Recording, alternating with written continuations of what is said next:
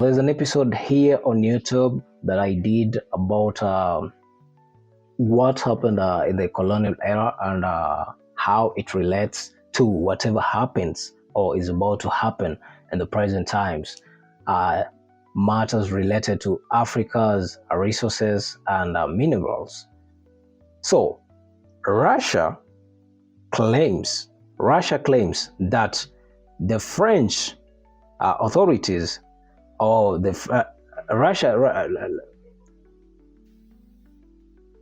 So, Russian Foreign Intelligence Service (SVR) publicly accused French President Emmanuel Macron and the French government of authorizing intelligence operations aimed at removing undesirable or unwanted leaders in Africa. You know the goal: unwanted or undesired. In quotes, unwanted or undesired. What does this mean? So basically, in Africa, this is what the white man always wants. A leader they can manipulate and tell them what to do. You understand? But once they find you hard-headed, as they call them, you become a problem because they want someone they can control. At the end of the day, they want someone who they can say, hey, go there, take this person down, take this or whatever, give us this, take this, give us whatever. But when they find someone like Ibrahim Traore and some other, the Namibian president, these are people who are principled and know the future of their countries and protect their resources to the maximum.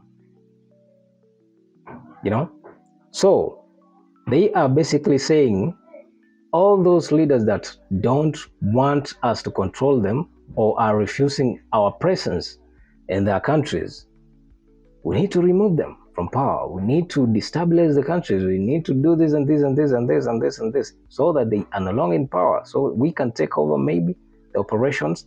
And the allegations were made in an official SVR statement in early February 2026, just this month.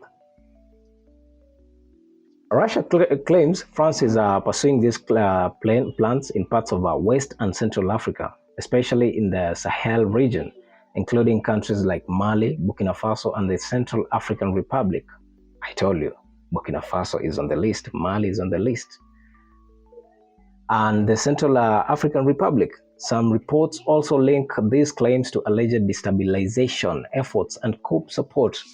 If this is what happens, these guys come and say, check or what's happening.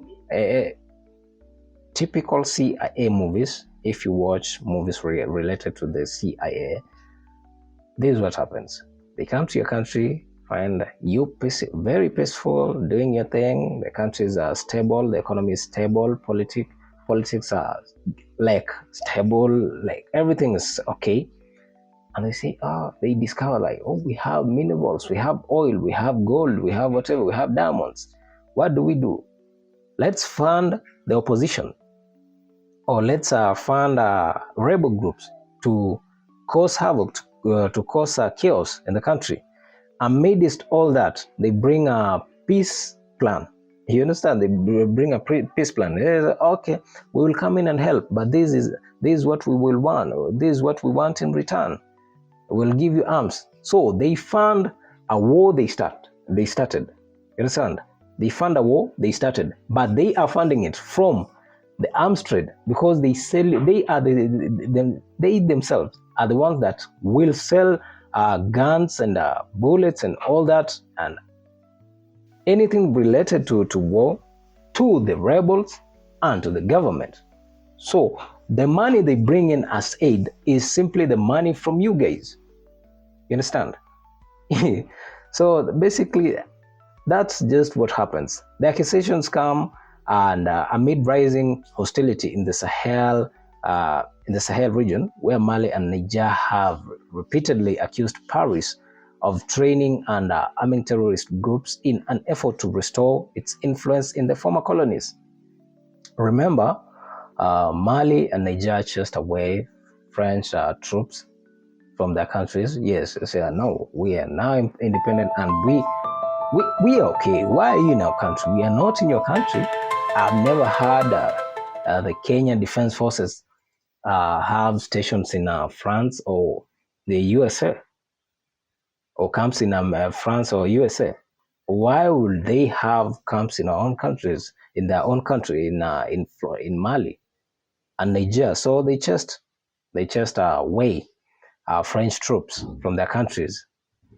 Following a deadly airport attack in Niamey, Niger's junta leader accused France and regional allies Benin and Cote d'Ivoire of sponsoring the assault. So basically, there's always countries that don't see. Yeah, just like in class, we can't all be attentive to the teacher, or we can't see what will come tomorrow. You understand? There's always one person who lingers on today or yesterday. They're like, oh, this and this helped me, so I'll stick with it. They don't want to learn a new thing. So we've seen repeatedly, claims, there have been claims that Cote d'Ivoire and Benin are still with foreign powers, and they are still being controlled. So that's why you see things like this. And trust me, in the near future, if African leaders ever find a way of just staying independent and using the resources to maximize production within their borders without any foreign influence, Africa will be a powerhouse by 2060. But if this trend of we've seen this trend of the Americans, whatever, the Europeans coming in, Russia, I've seen Russians also come in, the Chinese are coming into Africa. By 2060, trust me, Africa will have been colonized the second time. Yeah. And they are no longer coming with aid. They are coming, they are going back to Africa with investment plans. Yeah, they want to invest. They don't want to just sponsor things or give out aid. They are there to do business, and they are buying land, vast